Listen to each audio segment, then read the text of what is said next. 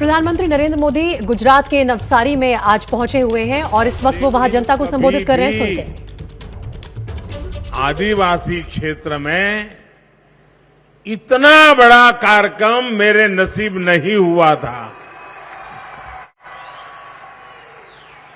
आज मुझे गर्व इस बात का हो रहा है कि गुजरात छोड़ने के बाद जिन जिन लोगों ने गुजरात को संभालने का दायित्व निभाया और आज भूपेंद्र भाई और सीआर की जोड़ी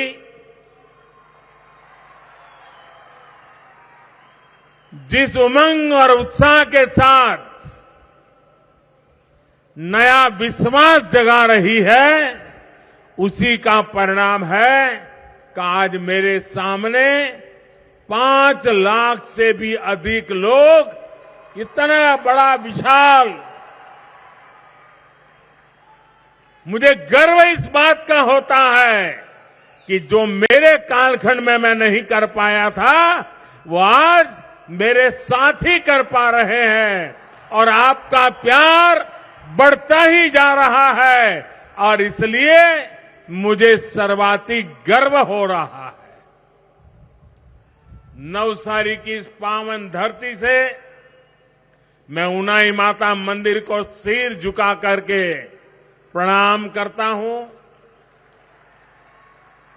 आदिवासी सामर्थ्य और संकल्पों की इस भूमि पर गुजरात गौरव अभियान का हिस्सा बनना, ये भी मेरे लिए अपने आप में गौरवपूर्ण बात है।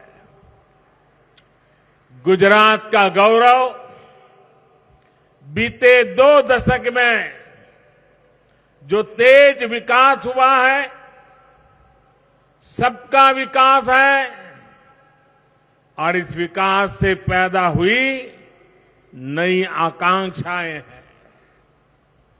इस गौरवशाली परंपरा को डबल इंजन की सरकार ईमानदारी से आगे बढ़ा रही है। आज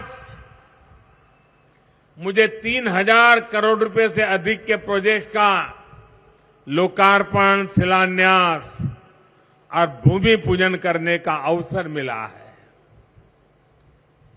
मैं भूपेंद्र भाई का, राज्य सरकार का आभारी हूं कि ऐसे इस पवित्र कार्य में जुड़ने के लिए आपने मुझे निमंत्रित किया। ये सारे प्रोजेक्ट्स नवसारी, तापी, सूरत, वलसाड सहित दक्षिण गुजरात के करोड़ों साथियों का जीवन आसान बनाएंगे। बिजली, पानी, सड़क, स्वास्थ्य, शिक्षा और हर प्रकार की कनेक्टिविटी, इसके ये प्रोजेक्ट्स, और वो भी विशेष रूप से हमारे आदिवासी क्षेत्र में हो, तब तो वो सुविधा, रोजगार के नए अवसरों से जोड़ेंगे। इन सारी विकास योजनाओं के लिए मैं आज इस क्षेत्र में मेरे सभी भाई बहनों को और पूरे गुजरात को बहुत बहुत बधाई देता हूं। भाइयों और बहनों, 8 साल पहले आपने अनेक अनेक आशीर्वाद दे करके, बहुत सारी उम्मीदों के साथ मुझे राष्ट्र सेवा की अपनी भूमिका को विस्तार देने के लिए आपने मुझे दिल्ली भेजा था। बीते 8 सालों में हमने विकास के सपने और आकांक्षाओं से करोड़ों नए लोगों, अनेकों नए क्षेत्रों को जोड़ने में सफलता प्राप्त की है।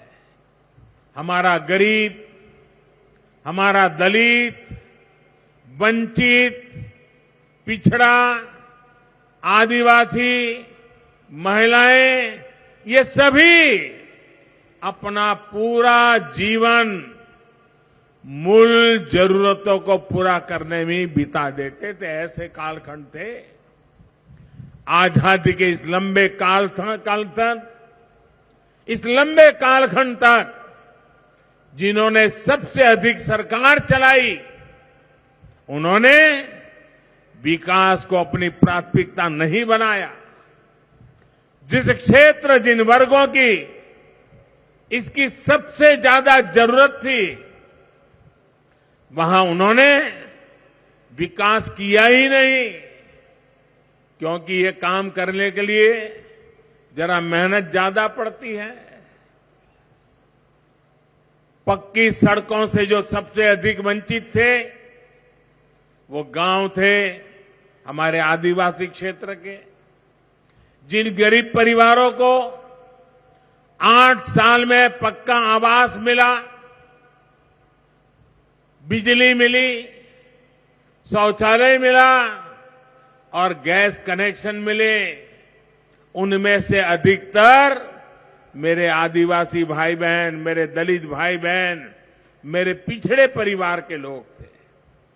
शुद्ध पीने के पानी से वंचित सबसे अधिक हमारे गांव थे, हमारे गरीब थे, हमारे आदिवासी भाई बहन थे। टीकाकरण का अभियान चलता था तो गांव, गरीब और आदिवासी क्षेत्रों तक पहुंचने में बरसों लग जाते थे। शहर में तो पहुंच जाता था, टीवी में, अखबारों में जय जयकार भी हो जाता था, लेकिन दूर सुदूर जंगल रह जाते थे। जरा મને ગુજરાતના ભાઈઓ કોને તમારા બધાનું વેક્સિન થઈ ગયું? ટીકાકરણ થઈ ગયું? બધાને હાથ ઉપર કરો.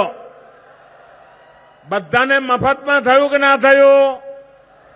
પૈસા આપવા પડ્યા? दूर सुदूर जंगलों की चिंता, ये हम सबके संस्कारों में है। साथियों, बैंकिंग सेवाओं का सबसे अधिक अभाव भी गांव और आदिवासी क्षेत्रों में सबसे ज्यादा था। बीते 8 वर्षों में सबका साथ, सबका विकास के मंत्र पर चलते हुए हमारी सरकार ने गरीब को मूलभूत सुविधाएं देने पर, गरीब के कल्याण पर सबसे ज्यादा जोर दिया है। साथियों, गरीब को सशक्त करने के लिए अब हमारी सरकार ने 100% सशक्तिकरण अभियान शुरू किया है। कोई भी गरीब, कोई भी आदिवासी किसी योजना के लाभ से छूटे नहीं। जो योजना उसके लिए बनाई गई है, उसका लाभ उसे जरूर मिले। अब दिशा में हमारी सरकार तेज गति से काम कर रही है।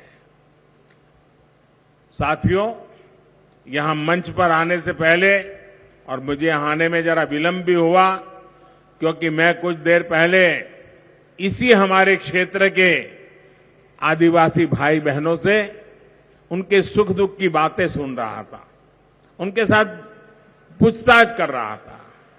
सरकार की योजना के संबंध में जो लाभार्थी हैं, उनको उससे क्या लाभ मिला, मैं समझने का प्रयास कर रहा था। जब जनता जनार्दन से इस तरह संपर्क होता है तो विकास के लिए समर्थन उतना ही बढ़ता है। गुजरात की डबल इंजन की सरकार 100% सशक्तिकरण के अभियान में पूरी ताकत से जुटी है। मैं भूपेंद्र भाई, सीआर पाटिल और उनकी पूरी टीम को बहुत बहुत बधाई देता हूं। અને આજે જ્યારે ઘણા લાંબા સમયે ચીખલી આવ્યો છું,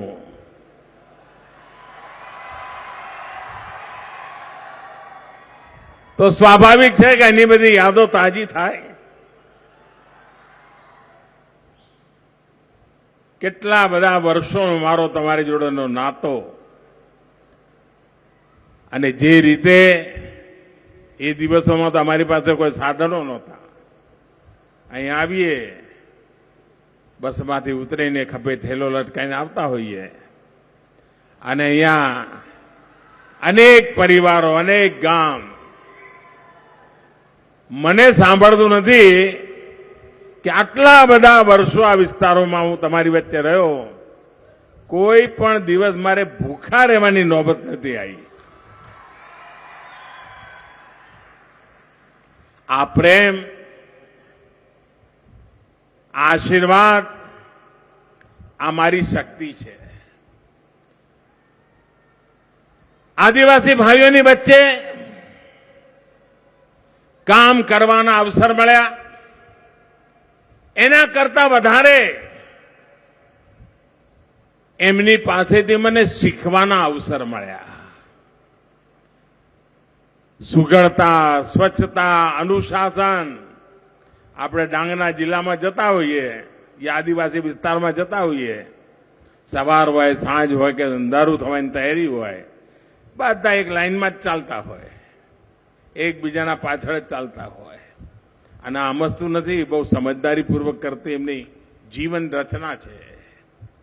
આજે આદિવાસી સમાજ એક સામુદાયિક જીવન, એના આદર્શો આત્મસાત કરનારું, પર્યાવરણને રક્ષા કરનારું એવું આપણો આ સમાજ. અહીંયા બધાએ કહ્યું કે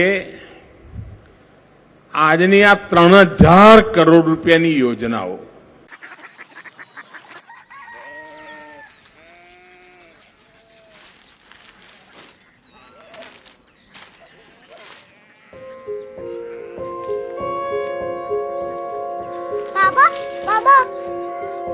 Korea city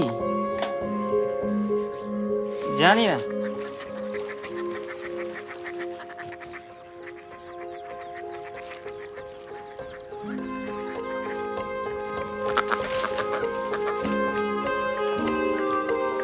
Korea city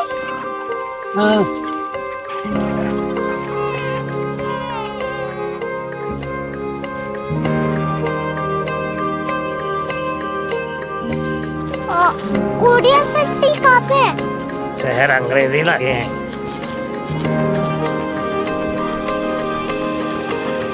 Korea city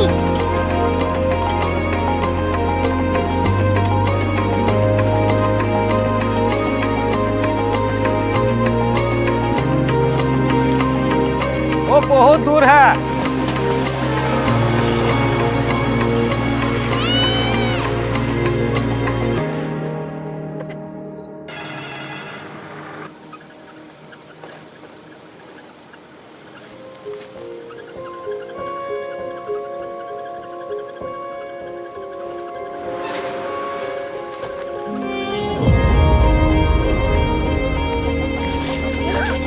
Korea city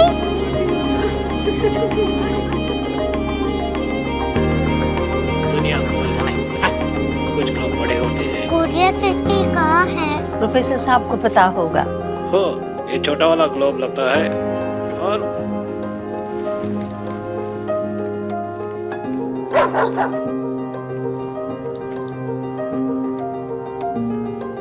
पता नहीं, मेरी बेटी से जाके मिल लो, शायद उसे मालूम हो.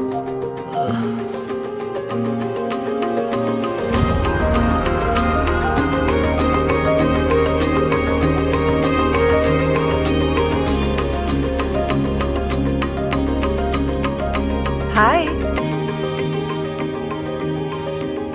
बाबा ने भेजा है. Come here. Korea city Korea city नहीं, क्यूरियोसिटी. वो क्या? That's what brought you here. जो तुम्हें यहाँ तक ले आया. क्यूरियोसिटी